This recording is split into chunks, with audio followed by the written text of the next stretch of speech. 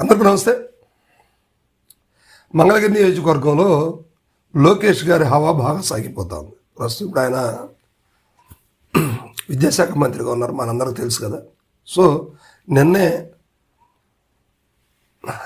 తల్లికి వందనం ప్రోగ్రాన్ని కూడా సక్సెస్ఫుల్గా ఆర్భాటం లేకుండా చేశారు. ఇది అందరూ కూడా హర్షించాల్సిన విషయం. ఏ పార్టీ అయినా కూడా కరెక్ట్గా చేస్తే కరెక్ట్ అని చెప్పాలి.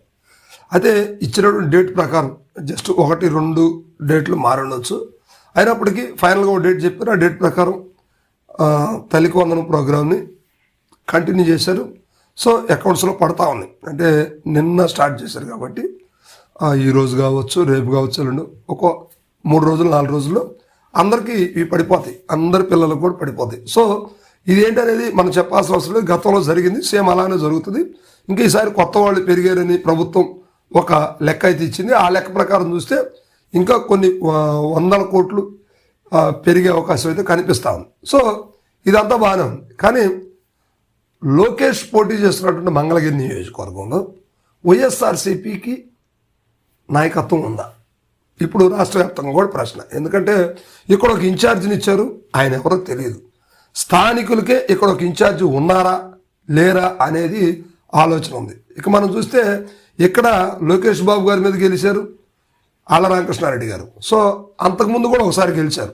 సో మరి 2 సార్లు ఇక్కడ ఈయన ఎమ్మెల్యేగా గెలిచినప్పటికీ మొన్న మాత్రం 2024 ఎన్నికల్లో ఆయనకి వైఎస్ఆర్సీపీ టికెట్ ఇవ్వలేదు. కారణాలు మనందరికీ తెలుసు. ఆయన కాంగ్రెస్ పార్టీతో చేరటం, మరలా పట్టుమని 10 రోజులు గడవకముందే మళ్ళీ వైసీపీలోకి రావటం, ఈలోగా అక్కడ టికెట్ల కోసం కొంతమంది నాయకులు క్యూ కట్టడం.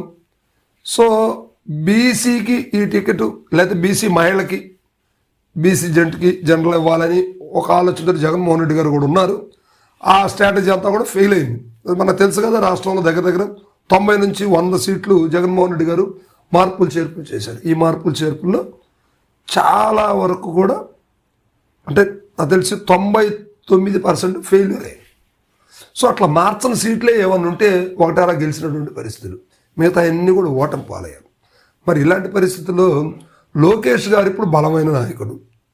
ముఖ్యమంత్రి గారి తర్వాత ముఖ్యమంత్రి కదా, ముఖ్యమంత్రి గారు కుమారుడు.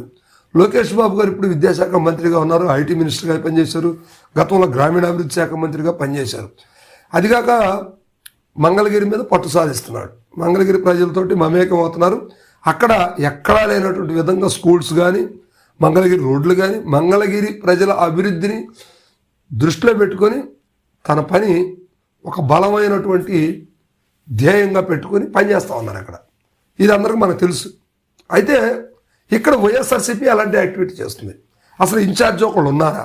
ఎవరున్నారు? ఉంటే రామకృష్ణారెడ్డి గారి పేరు మీడియా ద్వారా కూడా రామకృష్ణారెడ్డి గారి పేరు వినిపిస్తుంది, కానీ అక్కడ ఉన్న ఇన్ఛార్జ్ పేరు వినిపించట్లేదు. కారణాలు ఏంటి?